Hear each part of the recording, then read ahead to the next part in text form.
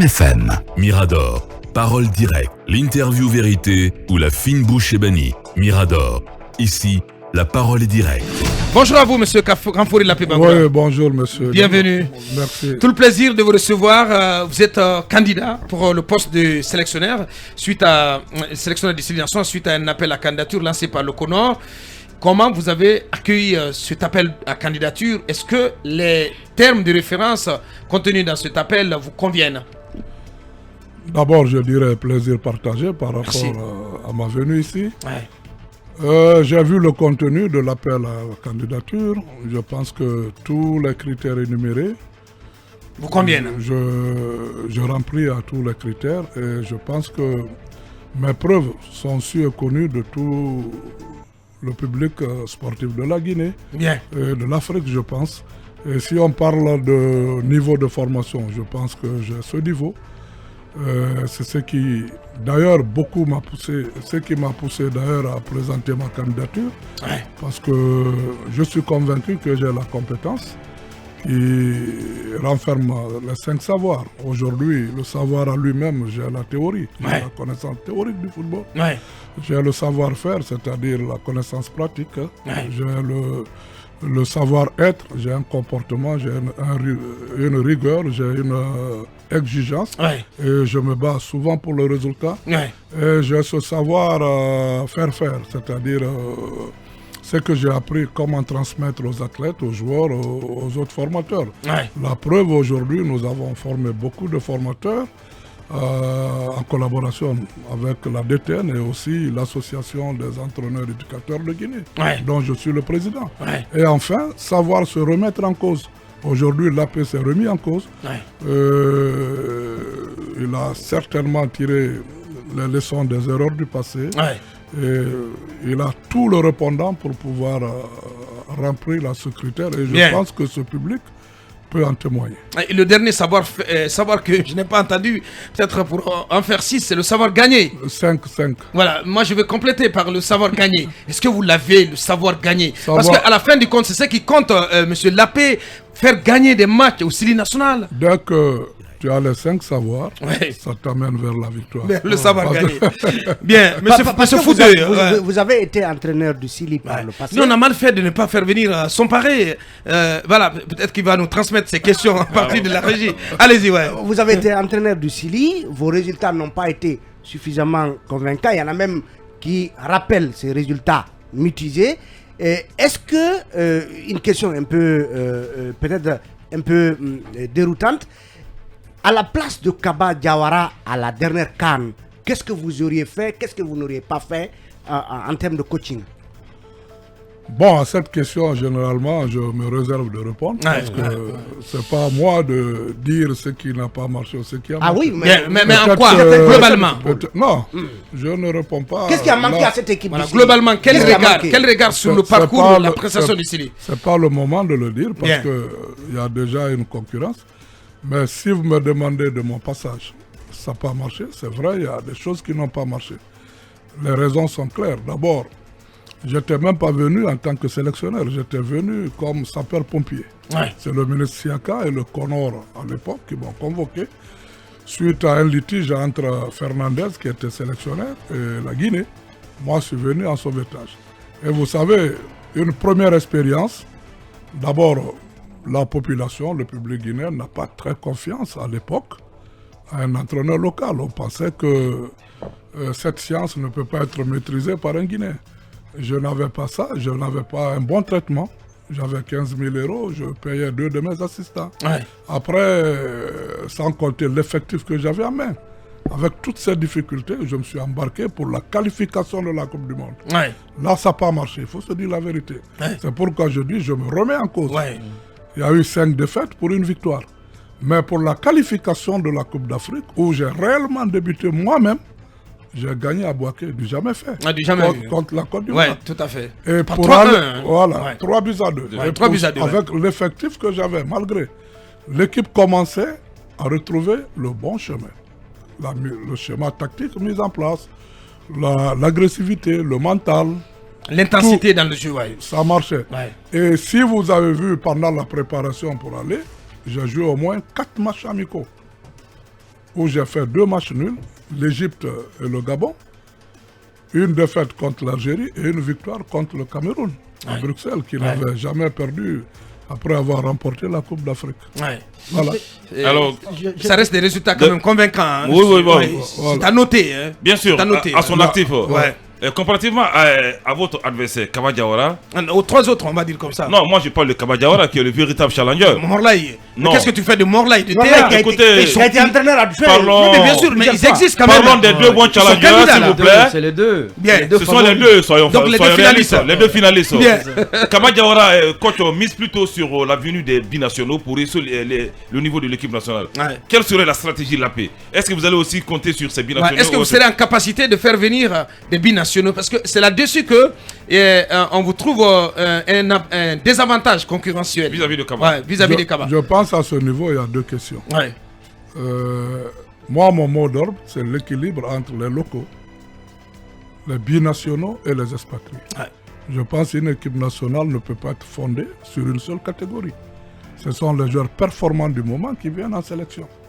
Maintenant, par rapport à faire venir les binationaux, c'est un faux débat. Moi, je dis, quand le joueur, il ne vient pas au nom d'un entraîneur, il vient pour défendre la patrie. Il vient pour défendre la nation. Mais pour autant, il faudra avoir des arguments. Il y a des prérequis, il y a des prérequis pour les convaincre à venir. Bien sûr. Il y a un argumentaire à développer. Oui, je suis en train de développer. Bien, allez-y. À mon temps, moi, j'ai fait venir quelques binationaux. Dont En l'occurrence José Martinez Kanté, c'est moi qui l'ai fait venir. Diawara aussi? Non, Diawara, c'est moi qui ai formé Diawara en Guinée. Je le mets parmi les expatriés. Je suis allé le rencontrer. Diawara devait venir à mon temps, mais il se trouvait qu'il venait d'intégrer son club. Il n'avait pas une place de titulaire.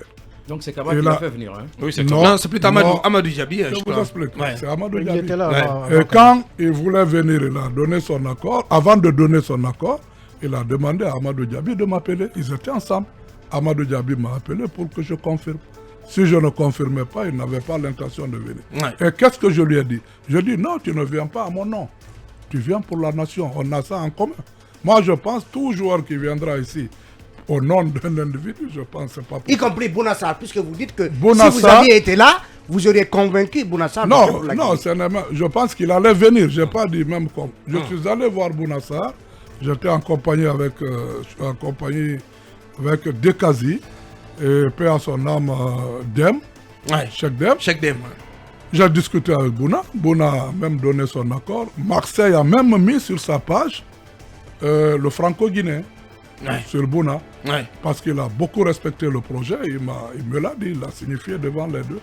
Bon, après, entre-temps, je pense, je ne dirais pas si j'étais resté qu'il allait venir, mais je pense que le projet du Sénégal, entre-temps, lui a concerné beaucoup plus. Bien. Mais quand vous dites que vous êtes remis en cause, en question, par rapport justement à votre premier passage, aujourd'hui, qu'est-ce qui a changé entre-temps? Cette remise en cause, c'est du point de vue de la formation, du point de vue peut-être d'une meilleure ouverture sur la connaissance du terrain.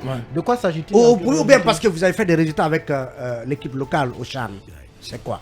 La remise en cause, c'est sur 3 volets. Vous savez, d'abord, la formation, il faut faire tout le temps la formation. Quand j'étais là, je n'avais que la licence CAF-A.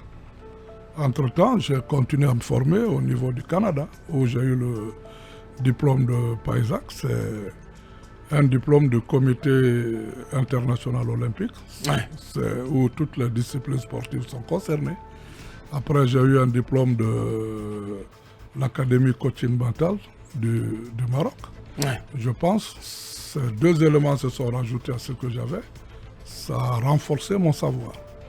Et vu l'environnement du Sili pendant mon petit passage, j'ai remarqué beaucoup de choses. Aujourd'hui, je pense, des petites erreurs qui sont passées, qui ne pourront plus se reproduire.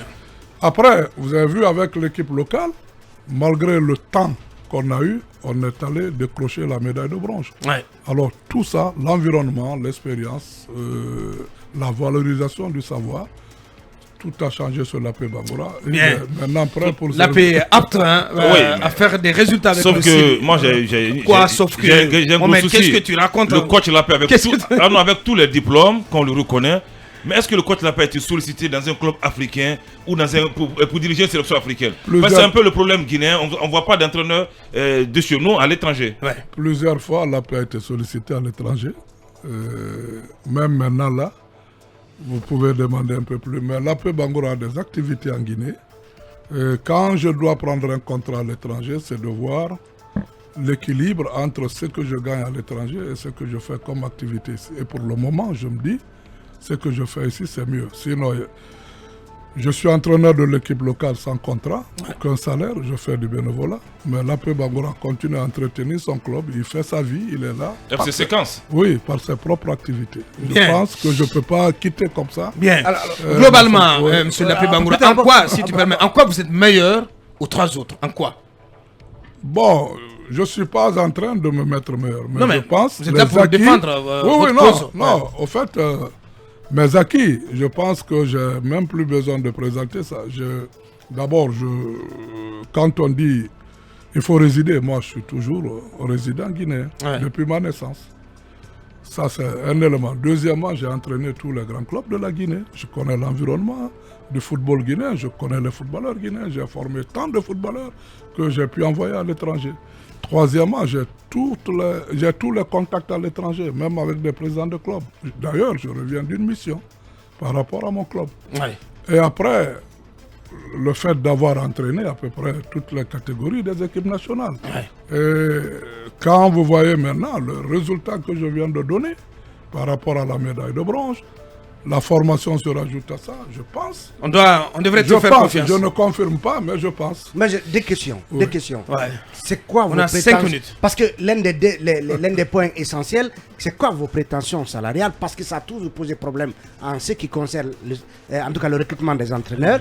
Deuxième question, pourquoi votre posture radicale qui voudrait que si vous n'êtes pas entraîneur, vous ne seriez jamais adjoint de Kaba ou de quelqu'un d'autre? La deuxième question. Moi, je pense que rapprochez-vous du micro, s'il vous plaît. Quand on intervient, on parle, il ne faut pas couper les phrases et les transformer. Ouais. Je reprends clairement. Je vous ai fait descendre mon adresse. Oui. J'ai un statut, j'ai des acquis. Aujourd'hui, le statut que j'ai et les acquis ne me permettent pas d'être assistant de n'importe qui. Ça, c'est clair. C'est pas, je n'ai jamais cité un nom. Je ne peux pas être assistant. Le statut ne me permet plus. C'est comme si toi, tu as été ministre. C'est-à-dire que vous ne pouvez être assistant d'aucun de vos trois autres concurrents. Non, je ne parle même pas de mes concurrents. N'importe qui. Même si, voilà, tu m'as même si tu es Guardiola, vous ne pouvez pas être son adjoint. Voilà. C'est le statut, en fait. C'est mon statut qui ne me permet pas. C'est pas de l'orgueil. C'est pas de l'orgueil. Les gens peuvent transformer. Ils sont libres. Ils sont libres de choix. Je ne peux pas. Voilà. Et sur la première question, la prétention salariale. Je pense que ça, c'est à la discrétion de la fédération. De la Fédé. Pour le moment, on ne peut pas vous exposer ce qu'on a demandé. Et la proposition de staff?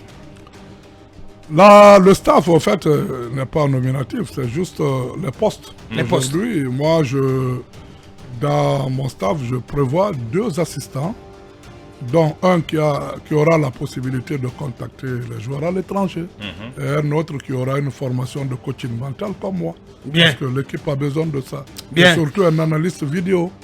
Et le reste, c'est comme habituellement préparateur physique, préparateur de gardien, le staff médical et autres. Etc. Le Connor vous rassure? Plutôt la question, qu'avez-vous, quel message à l'intention du Connor en 1 minute? Et du ministère. Et du ministère, on a 1 minute. Moi, je pense que c'est juste leur dire qu'ils ont fait un appel à candidature demandant des critères. Et je crois que l'AP Bangoura répond beaucoup mieux à ces critères.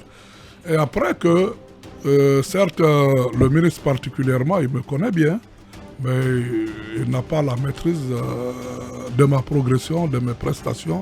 Et je pense, sans se tromper, je peux être la réelle solution du football guinéen. Si vous n'êtes pas choisi... là, c'est un autre débat. Pourquoi vous parlez du ministre? Parce que non, si vous n'êtes pas choisi... Vous pensez déjà favorable à quelqu'un d'autre? C'est le payeur. Bien. Voilà, c'est lui le payeur. Si Kaba était choisi par le Connor? Ça, le Connor est libre de choisir celui qu'il pense être bon. Et vous serez déçu? c'est un autre débat, on verra. Il va se retourner à Metz. Peut-être que pas à Metz. Pourquoi pas la succession de Lamine, pourquoi pas revenir à la tête du Roya? Ça, c'est pas à moi de décider ça. Oui, bien sûr, c'est au président. Peut-être qu'on me dira réellement les critères qui ont fait que je ne suis pas retenu. Ouais. Si je suis convaincu, tant mieux. Bien, si c'est pas le Sili, c'est le Roya, peut-être, pourquoi pas pour l'AP Bangoura, mais je souhaite tout le meilleur, comme tous les 3 autres candidats d'ailleurs, que le meilleur gagne à la fin de cet appel à candidature. Grand merci à vous, coach Lapé. Ouais. Merci d'avoir répondu à notre invitation. Vous avez suivi l'émission Mirador avec Mirador, la grande messe de l'investigation journalistique, la plus grande tribune politique de la Guinée, avec Aboubacar Diallo, Talibé Bari, Mamadou Ouri Diallo, Akoumba Diallo, Kabinet Fofana, Mohamed Kaba, Ibrahima Lincoln Souma, Mamadou Diambalde.